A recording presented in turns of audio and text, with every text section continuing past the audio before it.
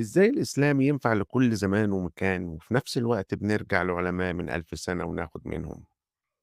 بص بقى، ليه ما ينفعش نرمي آراء العلماء القدامى أو نتجاهلهم بدعوى تغير الزمان والمكان؟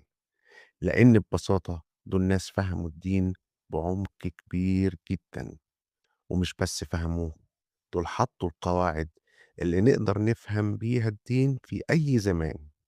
زمان ما كانش فيه إنترنت ولا سوشيال ميديا ولا أي حاجة من الحاجات اللي احنا بنتعامل بيها كل يوم. فإحنا لمّا بنرجع ليهم مش بنرجع عشان نلاقي رأي جايز في حاجة ما كانتش موجودة أصلًا في عصرهم، لكن بنرجع لهم لأنهم وضعوا أصول الفقه، يعني وضعوا القواعد والطريقة والأدوات اللي نقدر نفهم بيها أي مسألة جديدة، زي مثلًا مواقع التواصل الاجتماعي، هل استخدامها صح والّا غلط والّا له حدود؟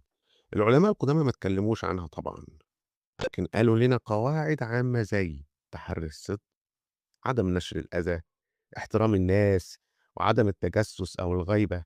فالعالم المعاصر بيجي يمسك الموضوع ده ويطبق عليه القواعد دي، هل الاستخدام فيه نفع ولا فيه أذى؟ هل في احترام للناس ولا في تعدي عليهم؟ ومن هنا يقدر يحدد إيه الصح وإيه الغلط، إيه الحلال وإيه الحرام. يعني ببساطة العلماء القدامى ما ادوش إجابات لكل حاجة، لكن ادونا طريقة نوصل بيها للإجابة. تعال أديك مثال تاني. في علم أصول الفقه العلماء القدامى وضعوا لنا حاجة اسمها مصادر التشريع اللي بنرجع ليها عشان نفهم الحكم في أي مسألة. قالوا لنا لو ظهرت أي حاجة جديدة في أي عصر عاوز تعرف هل هي حلال ولا حرام، نرجع للقرآن، ولو ما لقيناش الإجابة نرجع للسنة، ولو ما لقيناش نص مباشر لا في القرآن ولا في السنة نستخدم أدوات تانية زي حاجة اسمها القياس. إيه القياس؟ يعني زي تحريم المخدرات مثلًا، المخدرات مش مذكور تحريمها في القرآن ولا في السنة ولا كانت موجودة أيام العلماء القدامى، لكن الخمر علة تحريمه، يعني سبب تحريمه إنه بيذهب العقل، فتحريم المخدرات أساسه إنها بتذهب العقل، فالعلماء أجمعوا على تحريم المخدرات قياسًا على تحريم الخمر لاشتراكهما في نفس العلة، لنفس السبب اللي اتحرم به الخمر. كمان وضعوا لنا قواعد لحاجة اسمها الاجتهاد وأدوات وقواعد أساسية كتيرة تساعدنا على اتخاذ قراراتنا في التحليل والتحريم، زي قاعدة الأصل في الأشياء الإباحة ما لم يرد دليل على تحريمها، وقواعد غيرها كتير. يعني إيه الكلام ده؟ يعني مش كل حاجة لازم يكون فيها نص صريح، لكن في منهج نقدر نمشي عليه، والمنهج ده إحنا أخدينه من تراثنا. يعني مثلا النهاردة عندنا حاجة زي التعاملات الإلكترونية، هل ده جائز والّا حرام؟ العلماء القدامى ما اتكلموش عنها، لكنهم قالوا لينا لو ظهرت مسألة جديدة نرجع للأصول ونقيسها على ما يشبهها. فالعالم المعاصر يشوف المعاملة دي، هل فيها غش؟ هل فيها ظلم؟ هل فيها أكل حقوق للناس؟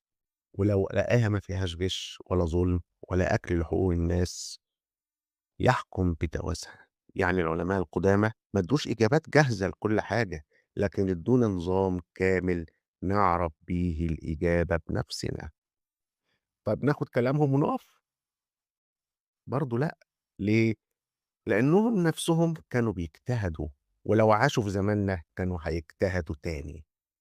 يعني إيه الخلاصة؟ يعني العلماء القدامى هم الأساس، والعلماء المعاصرين هم التطبيق. الأول حط القواعد والتاني بيستخدمها على واقع جديد، زي واحد بنى لك قانون وواحد بيطبقه على قضايا جديدة. فأنت مش بين اختيارين، يا تاخد القديم كله يا ترميه كله. لأ، الصح تفهم القديم وتطبق بعقل في الحاضر.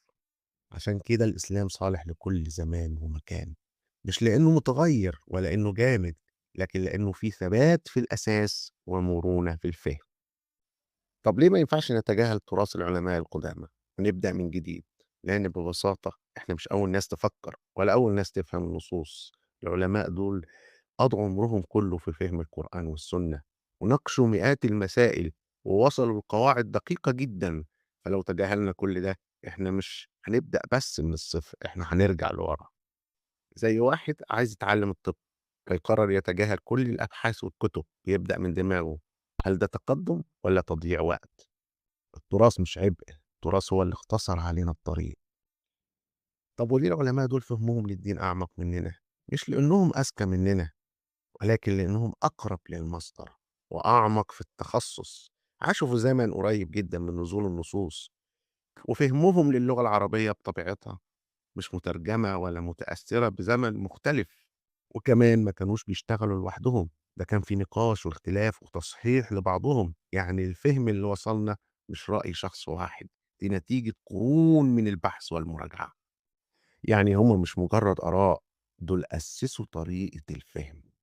تعال أبسطها لك، زي العلم بالظبط. احنا النهارده ما بنبدأش من الصفر، احنا بنبني على اللي قبلنا.